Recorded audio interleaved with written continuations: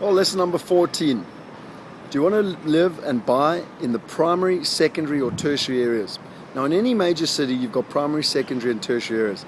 Now the primary areas are those residential areas right near the CBD. You can see some behind me here, literally overlooking the water, literally overlooking the lights of the CBD. But you know, properties here will be going for over $2 million.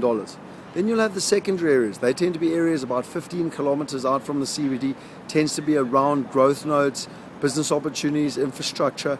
Those will be your secondary areas.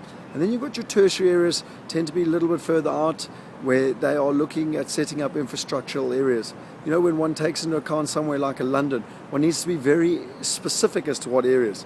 It has been proven that over the last 30 years, the secondary areas have been more effective in terms of actually getting the better growth and the better rental returns than the primary or the tertiary markets. So areas in London would be areas like Wimbledon, Putney, Earlsfield, those type of areas. Areas near Canary Wharf, but not right in Canary Wharf, like Greenwich, etc., have been far better producing.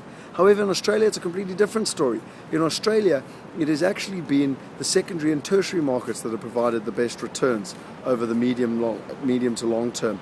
And that is because here, the cities are so well planned with regards to their infrastructure growth and what they're actually doing in terms of the way they design the cities and the way that they actually build these growth nodes. So you've got areas here in Brisbane, for example, like North Lakes, which are 30 k's away from the CBD, but 20,000 people live there. Over 10,000 different people actually work there. They have the schools, they have the shopping centres. They create an entire hub, very much like the Migrate in South Africa. And around those hubs, that is where you can get the affordability. And as long as one gets in early before the entire area has been established, that's where you get great growth opportunities. And then when the people move there, you get great rental demand and rental returns. So one has to be very careful. Again, it depends on what type of property you buy.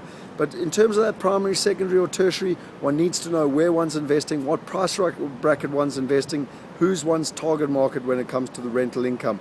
Ultimately though, every city's different, every country's different, but broadly speaking, you can speak between the primary, the secondary and the tertiary markets when one's looking at investing in these types of cities.